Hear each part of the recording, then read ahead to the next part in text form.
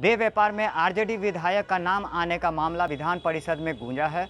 विधान पार्षदों ने इस मामले में सरकार से जांच की मांग की है। लड़की के बयान के अनुसार उसे पटना स्थित जिस विधायक की आवास संख्या 28 पर लाया गया था वह भोजपुर जिला के एक राष्ट्रीय जनता दल के विधायक का सरकारी आवास है। ऐसा ज्ञात हुआ है कि सेक्स रैकेट की सरगना अनीता देवी उक्त राजद विधायक के यहाँ काम करती थी। इस रैकेट के मुख्य सरगना अभी भी पुलिस के पकड़ से बाहर है। इसकी गिरफ्तारी के बाद और भी कई राज खुलने की संभावना है। अतः मैं इस संबंध में सरकार से सदन में एक स्पष्ट वक्तव्य की मांग करता हूँ। महोदय, सभी दैनिक समाचार के सभी मुख्य पृष्ठ पर आया हुआ महोदय। ठीक है राजन, वो बैठिए जी।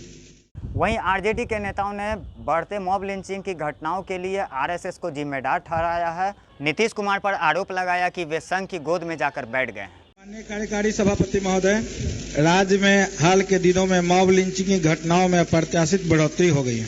सारण जिले में 3 तथा वैशाली जिले में 1 व्यक्ति की हत्या भीड़ द्वारा कर दी गई। राज्य के अन्य हिस्सों में भी इस प्रकार की घटनाएं घटित हो रही है। झूठे अफवाह पर मॉब लिंचिंग की आड़ में दलितों और अल्पसंख्यकों को निशाना बनाकर हत्या की जा रही है। इससे समाज में विद्वेष फैलता जा रहा है तथा वातावरण विषाक्त होता जा रहा है। अतः दिनांक आज 23/7/19 को सदन की कार्यसूची पर अंकित सारे विषयों को स्थगित करते हुए राज्य में मॉब लिंचिंग की आड़ में दलितों और अल्पसंख्यकों सहित अन्य लोगों की हुई हत्या की जांच सीबीआई से कराने के विषय पर सदन में विचार विमर्श हो। महोदय, जिस तरह से महोदय हमारे जिला वैशाली जिला में भी महोदय जिस तरह से मॉब लिंचिंग की घटनाएं हुई है महोदय, माननीय मुख्यमंत्री जी कोशिश किए थे महोदय 18 जो आरएसएस का 18 संगठन है हिंदू वाहिनी के महोदय, उस पर लगाम लगाने के लिए महोदय, लेकिन न जाने महोदय क्या हो गया है बिहार में महोदय। आरएसएस के सामने घुटना हमारे मुख्यमंत्री जी घुटना टेक दिए है महोदय। एक लाल गमछा बांध के और अफवाह फैलाया जाता है जय श्री राम बोलो महोदय, जय श्री राम बोलो और भीड़ करके महोदय गरीब हत्या कर दी जा रही है महोदय।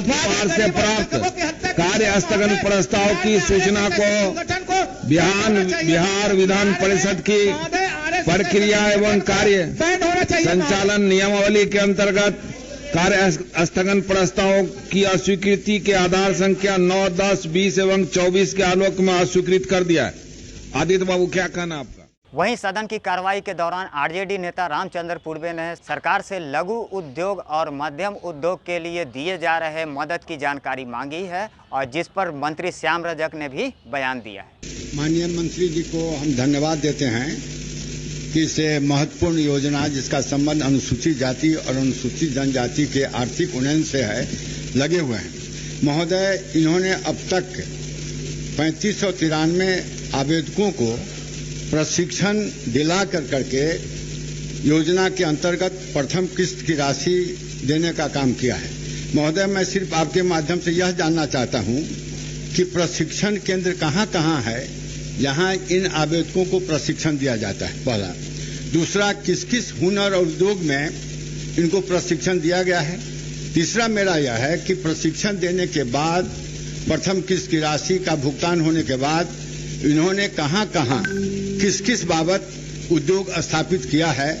आपके माध्यम से माननीय मंत्री से यह जानकारी। माननीय मंत्री, जैसा माननीय वरिष्ठ सदस्य ने पूछने का काम किया है कि प्रथम किस्त देने के बाद कहां उद्योग प्रारंभ किया है, मैं प्रशिक्षण कहां दिया गया है। बताऊं कि हमारे यहाँ पूरे बिहार में पहले 15 जगह होते थे, 3 जगह होते थे, 3 जगह 15 जगह। अभी हम लोगों ने 50 जगह नोडल पदाधिकारी करके स्थापित करके और 50 जगह प्रशिक्षण देने की व्यवस्था की है ताकि जो 39,000 से ज्यादा एप्लीकेशन आए हैं उसका जल्दी निराकरण हो।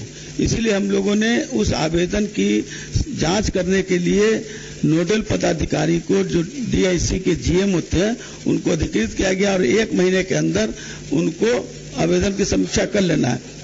उसके बाद हमारा